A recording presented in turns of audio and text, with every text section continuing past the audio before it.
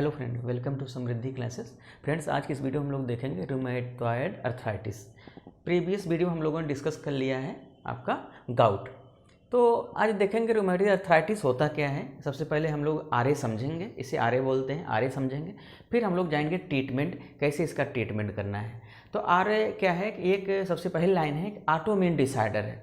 इसमें क्या होता है कि जॉइंट्स में इन्फ्लेमेशन होता है, उसके बाद साइनोवियल प्रोलिफरेशन होता है, उसके बाद जो आपके बोन्स में जो कार्टिलेज है, कार्टिलेज में क्या होता है उसका डिस्ट्रक्शन होने लगता है, कार्टिलेज वहाँ से धीरे धीरे क्या होता है ख़त्म होने लगता है। अब क्या है कि बात अगर हम करें कि जॉइंट में इन्फ्लेमेशन है, साइनोवियल प्रोलिफरेशन है, आर्टिकुलर कार्टिलेज का डिस्ट्रक्शन है, तो इसमें कहीं ना कहीं पेशेंट को क्या होगा, एक तो क्या होगा स्टिफनेस आएगी, मूवमेंट नहीं होगा ज़्यादा जॉइंट्स में। दूसरा चीज़ है कि सबसे पहले अगर डिस्ट्रक्शन हो रहा है, पॉलिफरेशन हो रहा है साइनोवियल, इसका मतलब वहाँ पे इन्फ्लेमेशन काज होगा। इन्फ्लेमेशन हो रहा है इसका मतलब क्या है, स्वेलिंग भी होगी। स्वेलिंग के साथ साथ अब हम बात करते हैं कि वहाँ पे क्या ऐसा चीज़ है जो ये इन्फ्लेमेशन काज कर रहा है। तो सबसे पहले देखिए क्या है कि यहाँ पे हमने बताया कि ऑटोइम्यून डिसऑर्डर है। इसका मतलब है कि यहाँ पे IgM एंटीबॉडीज़ यहाँ पे क्या होंगी, प्रोड्यूस हो रही हैं। IgM एंटीबॉडीज़ प्रोड्यूस हो रही हैं, ये क्या करते हैं, कीमोटैक्टिक फॉर न्यूट्रोफिल्स। अब क्या करते हैं कि यहाँ पे जब IgM antibodies, antigen antibody interaction हो रहा है, IgM एंटीबॉडीज़ आ रही है, तो क्या करते हैं कि यहाँ पे अब रोल आ जाता है कीमोटैक्टिक किसका, न्यूट्रोफिल्स का रोल आ जाता है कि यहाँ पे न्यूट्रोफिल्स आएंगे। अब क्या है कि जो आपकी इन्फ्लेमेटरी सेल्स हैं वहाँ पे क्या होता है कि इन्फ्लेमेटरी जो सेल्स हैं वहाँ पे लाइसोजाइम एंजाइम आपका क्या होता है, लाइसोजाइम एंजाइम रिलीज होता है। अब लाइसोजाइम एंजाइम हाइड्रोलाइटिक नेचर है, ये क्या करता है, बोन को डैमेज कर देता है और कार्टिलेज को भी ख़त्म करने लगता है। तो हमने बताया कि क्या है कि अगर हम बात करें आरए की रूमेटॉयड अर्थराइटिस में, तो इसके सिम्टम्स क्या है, पहला ऑटोइम्यून डिसऑर्डर है, जॉइंट में इन्फ्लेमेशन हो रहा है, कार्टिलेज धीरे धीरे ख़त्म हो रही है, साइनोवियल प्रोलिफरेशन हो रहा है, वहाँ पे क्या होगा कि आपका लाइसोजाइम एंजाइम आ रहा है, IgM एंटीबॉडीज़ हैं, ठीक, जो न्यूट्रोफिल्स को कीमोटैक्टिक बना रही हैं। उसके बाद क्या होगा कि आपका जब लाइसोजाइम एंजाइम रिलीज हो रहा है, बोन को डैमेज कर रहा है और कार्टिलेज को धीरे धीरे ख़त्म कर रहा है। अब बात हो गई, ये तो सिम्टम्स हो गए कि अगर आरए है, रूमेटॉयड अर्थराइटिस है, तो ये सिम्टम्स आपको मिलेंगे। इन्हीं सिम्टम्स को हम लोग देख करके ट्रीटमेंट करेंगे। तो अगर सिम्टम्स हम लोग देख लें क्या क्या सिम्टम्स आ रहे हैं, उन्हीं सिम्टम्स को पकड़ेंगे, उसी का ट्रीटमेंट करेंगे, वही आपकी क्लासिफिकेशन की ड्रग हो जाएंगी। तो सबसे पहले देखिए, अगर हम बात करें, पहला है कि डिजीज मॉडिफाइड एंटी रूमेटॉयडिक ड्रग, इसे बोलते हैं DMARD। पहली इसकी जो ड्रग है वो है गोल्ड, सेकंड ड्रग है डी पेनिसिलिनामीन, थर्ड है क्लोरोक्विन, फोर्थ है सल्फासलाजिन। सल्फासलाजिन आपको मालूम है कि अल्सरेटिव कोलाइटिस में भी यूज़ किया जाता है। उसके बाद फिफ्थ जो ड्रग है इम्यूनोसप्रेसेंट ड्रग देते हैं, वो आपकी मीथोट्रिक्सेट हो गई और एजाथायोप्रिन हो गई। उसके बाद आपकी ड्रग आती है जो एडजुवेंट की ड्रग है, वो है कार्टिकोस्टेरॉइड्स। तो यहाँ पे आपकी पहली जो ड्रग है उसमें 5 ड्रगें यूज की जा रही हैं। एडजुवेंट में कार्टिकोस्टेरॉइड भी यूज किए जाते हैं। तो हम बताएंगे कार्टिकोस्टेरॉइड क्यों यूज की जाती है। सबसे पहले 1 बाय 1 हम लोग डिस्कस करेंगे। गोल्ड की करेंगे, पेनिसिलिनामीन करेंगे, क्लोरोक्विन की एंटी मलेरियल ड्रग यहाँ की यूज करते हैं, सल्फासलाजिन यूज करते हैं, अल्सरेटिव कोलाइटिस में यूज किया जाता है। उसके बाद इम्यूनोसप्रेसेंट ड्रग मीथोट्रिक्सेट एजाथायोप्रिन जो आपकी एंटी कैंसरस ड्रग है वो आरए में यूज की जाती है। अब आपके मन में आएगा कि मीथोट्रिक्सेट तो एंटी कैंसरस ड्रग है, एजाथायोप्रिन यहाँ आरए में की यूज किया था। तो बेसिकली आरए में यूज किया था क्योंकि क्या करता है, फोलेट रिडक्टेज इनहिबिटर होते हैं, एंजाइम्स इनहिबिटर। तो अगर हम बात करें गोल्ड की, तो क्या है कि सबसे पहली जो पोटेंट ड्रग है आरए की वो है आपकी गोल्ड है। कि सबसे पहले गोल्ड ड्रग जो है आपकी रूमेटॉयड अर्थराइटिस की पोटेंट ड्रग है। तो अब क्या करते हैं कि अगर बात मानते हैं हम कि यहाँ पे जॉइंट में इन्फ्लेमेशन हो रहा है, इसका मतलब है यहाँ पे क्या होगा, इट रिड्यूस कीमोटैक्सिस, फैगोसाइटोसिस।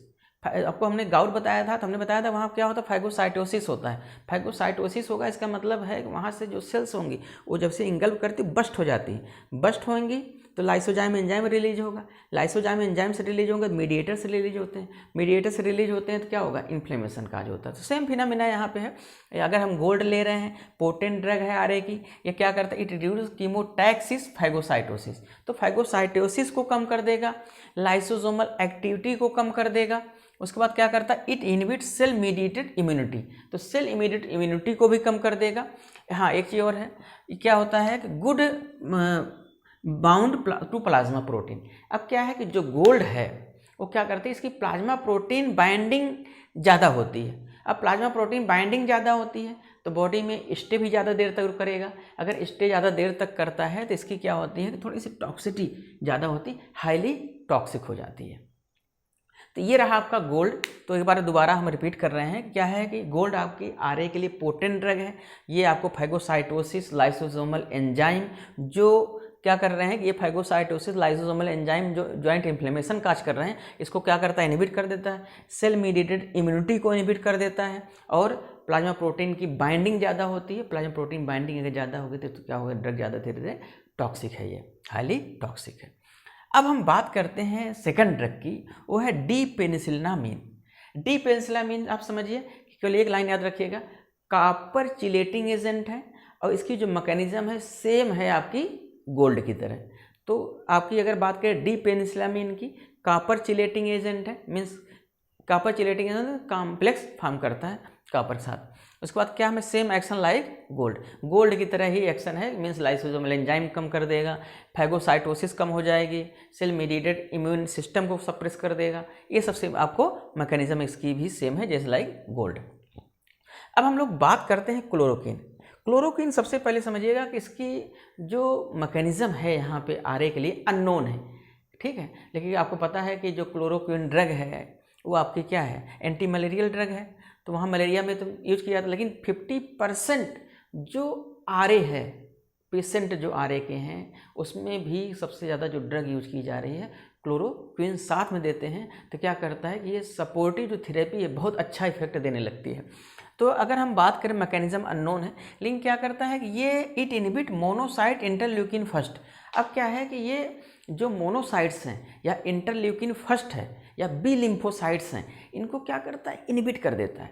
अब बी लिम्फोसाइट्स इनहिबिट हो गए, इंटरल्यूकिन जो इनहिबिट हो गए, इंटरल्यूकिन फर्स्ट तो अल्टीमेटली क्या कर रहे हैं, हम जो मीडिएटर्स हैं उनको इनहिबिट कर दे रहे हैं। अब मीडिएटर इनहिबिट हो जा रहा है तो इन्फ्लेमेशन काज नहीं होगा, जॉइंट में स्वेलिंग भी नहीं आएगी, ठीक है, पेन नहीं होगा, कार्टिलेज डैमेज नहीं होगा, क्यों, क्योंकि लाइसोसोमल एंजाइम इनहिबिट हो जा रहा है। तो ये जितनी चीज़ें हैं हम क्या करते हैं कि ये क्लोरोक्विन से इनहिबिट कर देते हैं। अब दूसरा चीज़ क्या है कि क्लोरोक्विन की एक साइड इफेक्ट है ड्रग, वो है क्या है कि क्लोरोक्विन की जो बॉडी में एक्यूमुलेशन ज़्यादा हो जाता है। अब क्लोरोक्विन का बॉडी में एक्यूमुलेशन अगर ज़्यादा हो रहा है तो क्या करते हैं कि ये टॉक्सिटी काज करते हैं। वो टॉक्सिटी आता है रेटाइनल डैमेज की, कार्नियल और रेटाइनल डैमेज की। तो क्या करता है कि ये रेटिना को धीरे धीरे डैमेज करने लगता है, क्योंकि हमने बताया कि इसका एक नेचर है वो है बॉडी में एक्यूमुलेशन की, बॉडी में क्या होता है जाके डिपॉजिट हो जाता है। तो ये हो गई आपकी क्लोरोक्विन। तो क्लोरोक्विन क्या है, हमने बताया 50% ज़्यादा आरए में क्लोरोक्विन यूज किया जाता है। मैकेनिज्म अननोन है, बस इतना ही समझिएगा। इसके जो इंटरल्यूकिन फर्स्ट है, बी लिम्फोसाइट्स हैं, मोनोसाइट्स हैं, इनको इनहिबिट कर देता है। इसका मतलब है कि जो मीडिएटर्स इनहिबिट हो जा रहे हैं तो अल्टीमेटली जो जॉइंट इन्फ्लेमेशन है वो धीरे धीरे क्या हो जाएगा, कम हो जाएगा। अब नेक्स्ट ड्रग जो है वो है सल्फासेलेजिन। सल्फासेलेजिन में क्या है कि पहला है, मान लीजिए कि जो सल्फासेलेजिन है, हमने बताया कि अल्सरेटिव कोलाइटिस हम लोग डिस्कस किए हैं कि अल्सरेटिव कोलाइटिस में यूज किया जाता है आपका ये ड्रग।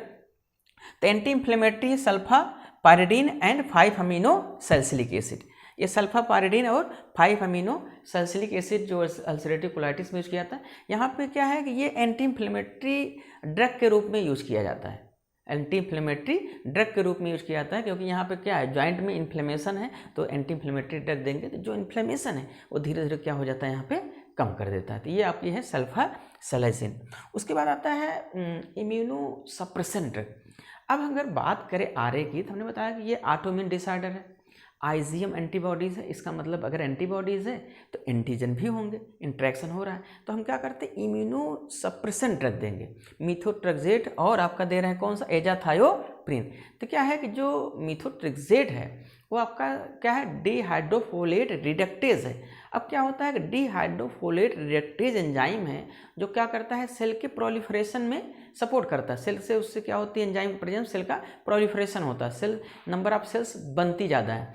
तो हम क्या करते हैं कि इस जो आपका इम्यूनो सप्रेशन ड्रग दे रहे हैं ये क्या करता है कि जो आपका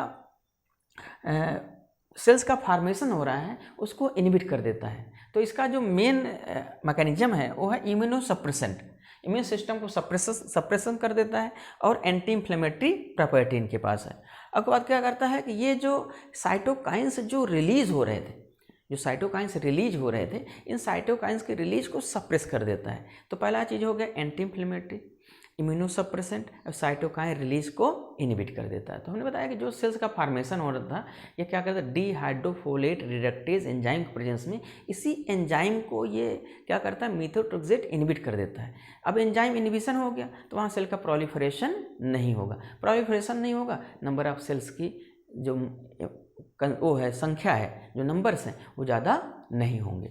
अब हम बात करते हैं कार्टिकोस्टेरॉइड्स की। अब अगर हम बात करें कार्टिकोस्टेरॉइड्स के यूज करते हैं, ये एडजुवेंट ड्रग है, ये क्या है, इम्यूनोसप्रेसेंट एंड एंटी इन्फ्लेमेटरी। अब कार्टिकोस्टेरॉइड यूज क्यों करते हैं, जब भी हम फर्स्ट कैटेगरी की ड्रग लें या सेकंड कैटेगरी की ड्रग लें आरए में, तो इसमें क्या होता है कि हम नसेड भी यूज करेंगे, क्योंकि यहाँ जॉइंट इन्फ्लेमेशन है, इसका मतलब यहाँ पे पेन भी स्टार्ट होगा, इन्फ्लेमेशन हो रहा है, तो हम लोग यहाँ नसेड भी यूज करते हैं। अब हम लोग नसेड देंगे पेन जॉइंट इन्फ्लेमेशन को कम करने के लिए। नसेड के साथ साथ अगर हमें मान लीजिए बहुत ज़्यादा नसेड की ज़रूरत है, इंटेंस इन्फ्लेमेशन है, पेन हो रहा है, तो हम क्या करते हैं, उसके साथ में कार्टिकोस्टेरॉइड्स यूज करते हैं शॉर्ट टर्म के लिए। तो कार्टिकोस्टेरॉइड्स क्या करता है, जो नसेड का जो इफेक्ट है उसको क्या करेगा, ये सिनर्जिज्म इफेक्ट देता है। इसका मतलब है कि जब दो ड्रगें साथ ले रहे हैं तो एक ड्रग के एक्शन को दूसरा ड्रग क्या करता है, बढ़ा देता है। तो इसीलिए हम क्या करते हैं कि यहाँ पे कार्टिकोस्टेरॉइड यूज करते हैं, जिनमें आपका नेचर जो भी इनका भी है इम्यूनोसप्रेसेंट एंटी इन्फ्लेमेटरी एक्शन है, लेकिन जो अगर हम इनको नसेड साथ दे रहे हैं तो जो नसेड का जो एक्शन है उसको क्या करता है, बढ़ा देता है। तो आज हम लोगों ने यहाँ पे देखा आपका रूमेटॉइड अर्थराइटिस, जिसे आरए बोलते हैं, तो हम लोग इसको देखा। इसमें हम लोगों ने देखा आरए क्या होता है, कौन कौन से मीडिएटर्स काम करते हैं और कौन कौन सी ड्रग लेते हैं, इन ड्रग का क्या रोल है।